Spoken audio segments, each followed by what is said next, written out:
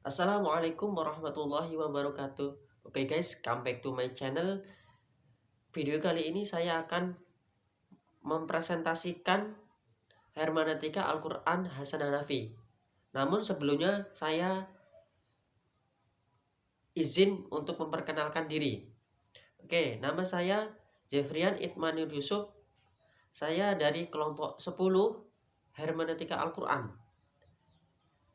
yang diampu oleh Ibu Imas Lu'ul Jannah NPM saya 1831030090. Oke guys, simak video saya baik-baik. Yang pertama yaitu biografi singkat Hasan Hanafi. Nama lengkap beliau ialah Hasan Hanafi Hassanain, lahir di Kairo tanggal 13 Februari 1935.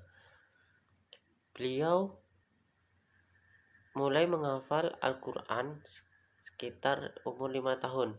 Kemudian beliau bersekolah formal mulai dari pendidikan dasar di Madrasah Sulaiman Gowis.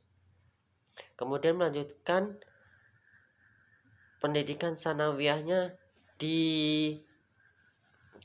Khalil Aga dan menyelesaikannya pada tahun 1952. Kemudian 1956 beliau meraih gelar sarjana muda filsafat di Universitas Kairo. Kemudian beliau melanjutkan kuliahnya, pendidikannya selama 10 tahun di Universitas Sorbonne, Prancis. Karya beliau sangatlah banyak. Yang pertama yaitu esai sur la méthode de Hegel, esai tentang metode penafsiran, setebal 900 halaman, dan esai ini adalah karya yang monumental karena meraih gelar penghargaan karya ilmiah terbaik di Mesir sekitar tahun 1964.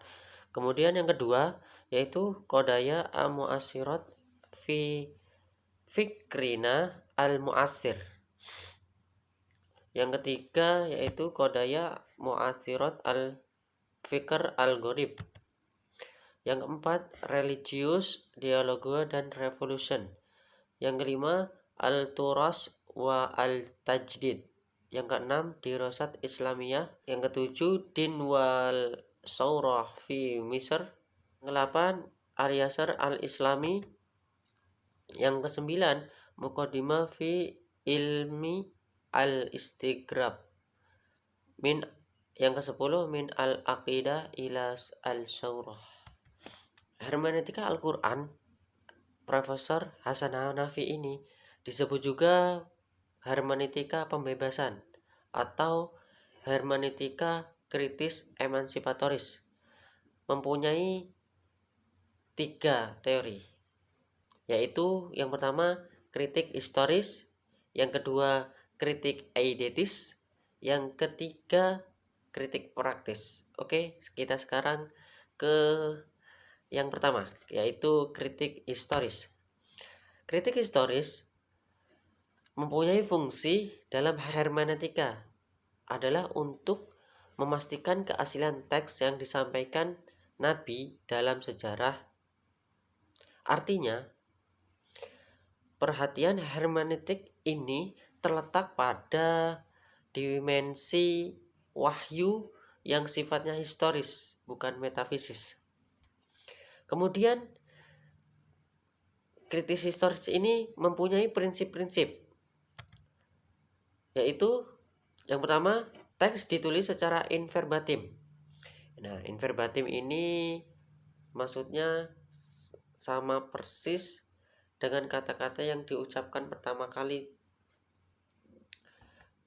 Kemudian yang kedua yaitu teks utuh tanpa ada yang kurang atau berlebih. Nah, yang ketiga, nabi atau malaikat harus bersikap netral, hanya sebagai alat komunikasi murni dari Tuhan secara inverbatim. Baik, selanjutnya yaitu kritis eidetik.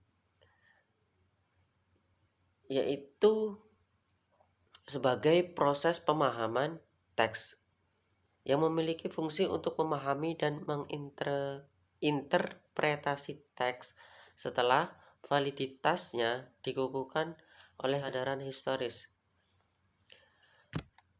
Kritik eidetis ini juga mempunyai syarat-syarat. Yang pertama, penafsir harus melepaskan diri dari dogma atau pemahaman yang ada, kecuali alat analisa linguistik. Yang kedua, setiap fase dalam teks mengingat bahwa teks suci turun secara bertahap dan mengalami perkembangan harus dipahami sebagai suatu keseluruhan yang berdiri sendiri. Kemudian, dalam kritik eidetik ini mempunyai tahapan-tahapan dalam prosesnya, yaitu yang pertama, analisa bahasa. Analisa bahasa ini menggunakan analisa linguistik dan sintaksis sebagai alat sederhana yang membawa kepada pemahaman terhadap makna kitab suci dan menyingkap makna ganda dalam teks. Yang kedua, analisa konteks sejarah yang memusatkan diri pada latar belakang sejarah yang melahirkan teks, yaitu situasi saat teks turun, kemudian situasi sejarah yang melingkupnya. Yang ketiga, generalisasi, yaitu mengangkat makna dari situasi saat dan situasi sejarahnya agar dapat menimbulkan situasi-situasi lain sehingga lahir penafsiran baru dalam menyikapi kasus spesifik. Selanjutnya yaitu kritik praktis. Kritik praktis yaitu menggunakan makna teks Al-Quran sebagai dasar teoritis bagi tindakan dan mengantarkan wahyu pada tujuan akhirnya dalam kehidupan manusia dan di dunia ini sebagai struktur ideal yang mewujudkan kesempurnaan dunia. Bagi Hanafi, kritik praktis merupakan penyempurnaan kalam Tuhan, mengingat dogma yang kita terima sekarang ini tidak ada kebenaran teoritis. Menurutnya, dogma itu merupakan suatu gagasan atau motivasi untuk melakukan tindakan atau praktis. Sebenarnya, hal yang terpenting dalam penafsiran ini, kritik praktis ini adalah bisa diaplikasikan dalam kehidupan manusia dan memberi motivasi pada kemajuan dan kesempurnaan hidup manusia. Langkah metodis hermeneutika kritis emansipatoris Hanafi. Hasan Hanafi merumuskan langkah-langkah interpretasi sebagai berikut. Pertama yaitu komitmen politik sosial, yaitu seorang mufasir yang revolusioner, reformis, dan aktor sosial. Maksudnya di sini mufasir sebagai pembaruan dari teori-teori lama. Kemudian yang kedua yaitu mencari kesadaran untuk mencari solusi atas berbagai persoalan yang dihadapi.